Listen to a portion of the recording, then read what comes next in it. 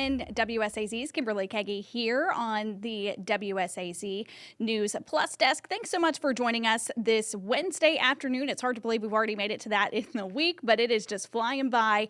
And certainly that is kind of the same momentum as we head into the start of the West Virginia legislative session. So we are going to go ahead and take a live look as the West Virginia legislative session begins very shortly here. And really, that's why I wanted to jump on here on the WSAZ News Desk and give you an update as we know that this is going to be the start of a 60-day session. I wanted to really give you a rundown on how it works. This is something that we tend to follow, and you can tell that lawmakers are just getting ready to gavel in just momentarily.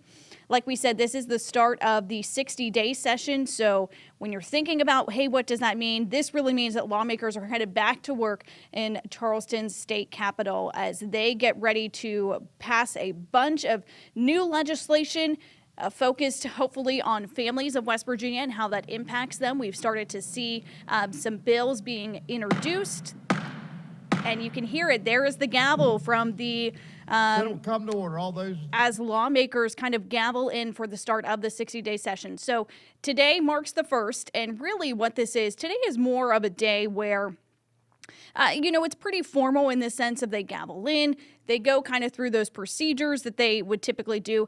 We aren't going to see a lot of action in the legislature today. And so, I really did want to kind of break this down because we have some changes that could impact necessarily the protocol or how things typically work in this. And so you can tell as they just gavelled in momentarily. Today we will hear from the House of Delegates. The Senate will also gavel in just momentarily. They also usually do noon as well. And so when you're thinking about kind of what comes next, today lawmakers, we know at 2 o'clock, they're going to have a special presentation on the school aid formula. That's a really big talker that we expect to see throughout the entire session. And we heard from the state superintendent of schools last month, the president of the state superintendent school board, that, they wanted to, and I'm going to go ahead and click that audio off. There you go, so you can hear me, so we don't have a little bit of feedback. But that was something that they said, hey, we want to look at, we heard the president of the state superintendent, state school board saying we need to adjust the school aid formula. And when you think about that, hey, what does that mean? That means the amount of money that each school receives based on the number of students. We heard from school board president Hardesty that the state has saw so many schools close over the last couple of years, and I have some statistics to talk about. Just last year, 17 school closures were approved, according to analysis from the West Virginia Center on Budget and Policy. 16 public schools closed in 2024. So that puts it into perspective. They said, hey, this is something that we need to look at. What we have right now in the state just isn't working. So we expect to see that likely be a big topic of conversation. Another item that we also expect to see, you heard from West Virginia Governor Patrick Morrisey on child welfare reforms. That has been a huge conversation in the last year since he took office, and that is also likely something that we're going to see. We've already heard from House Republicans that there were several bills filed. We haven't had a chance to get our eyes and look at those about what they could possibly look like. What are some of the specifics of that? But that is something that we do expect to see in the coming days, because we know after today we're really going to start to see those bills being filed online. So when a bill is introduced, obviously there's a long way before it gets to be passed and go into law. And so let's go ahead and give you a little bit of a rundown of some of the things that we're looking at when it comes to that, because there has been some changes of how this works, and so we just want to make sure that everyone's really up to date with that. So if a bill is introduced in the House, you're going to see some new rules that last year restructured kind of the committee process. And I want you to keep that in mind. The committee process is really, if you're interested in a piece of legislation or proposed legislation, that's when the action happens. That's when we as journalists really get a good sense of how this will impact families of West Virginia, what's going to change with that. And that's really when we hear some of that conversation being decided. we get a lot of good information in those committee meetings. So they're really important for us as journalists to be in tune to. But also, if you're interested in a piece of legislation or a proposed bill, that's really when we kind of focus that. So it really shows that a bill is starting to get traction and at least has enough support from a committee chair. When you think about how 60 days is not a long time, right? It's roughly about 2 months or so. So there's a lot of changes that tried to happen.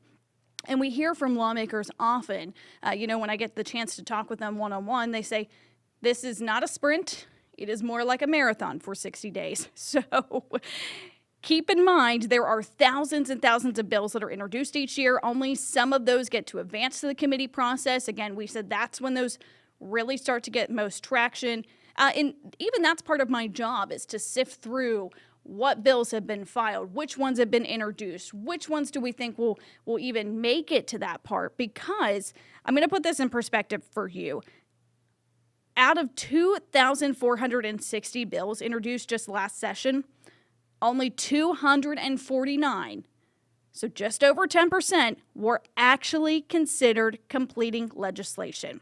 So what does that mean? It means they became law or were vetoed by the governor. So keep that in mind. We see all of these bills being filed. It doesn't necessarily mean that they're going to reach the finish line, but my job at WSAZ, part of it, is to help make sure that we have coverage of all of those different bills that we hope are supported and centered around the families of West Virginia. We expect that to be a big conversation this legislative session. And so, we're going to be working on that. Like we said, school aid formula, that's a big topic that we expect to get a lot of traction on. In fact, today, lawmakers at 2 o'clock will hear a presentation on school aid formula. I'll be listening into that. So we're going to keep an update, and we will bring that to you in our evening newscast. You can catch us at 6 o'clock. We will have a little preview of kind of what they talked about. Obviously, this is not going away, though. This is a conversation and a story that we're going to be following throughout the next 60 days. Another big priority of this legislative session, of course, is a budget, right? This is a big year for that. And so they're going to be looking at the fine-tooth comb, saying, hey, what can we get rid of? What can we add to? And so that's also going to be a conversation that we expect to hear. It comes up every year, but the Public Employees Insurance Agency, or PEIA, that's a big topic, especially when you think about kind of the state employees that are facing rising healthcare costs for their families. We know that there were some changes over the last couple of years, so we do expect that to also be a big conversation this year. And so these are just kind of some ideas that we've already kind of started to hear about, some things that lawmakers said, hey, this is what we're going to look at. We also expect them to prioritize economic development as well as increasing job opportunities.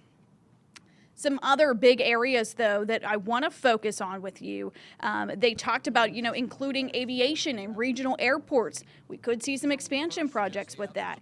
And so really, you're thinking about boosting small businesses, as well as there has been some discussion from certain lawmakers when they're saying they're considering a teacher pay raise.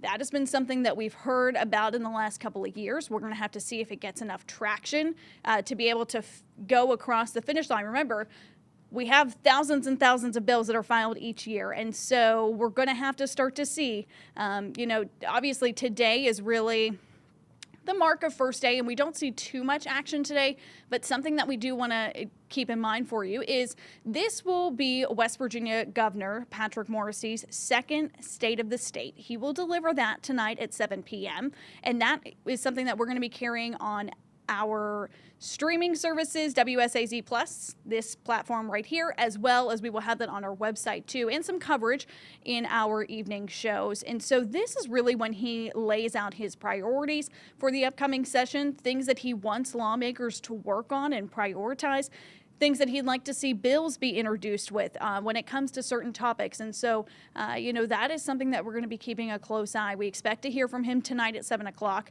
And so that is really what helps craft what is discussed during the legislative session. So I hope you'll join us for our coverage of that. Of course, that kicks off at 7 o'clock this evening. This will be West Virginia Governor Patrick Morrisey's second State of the State, right? He is in his second term, or second year, I should say, of his first term.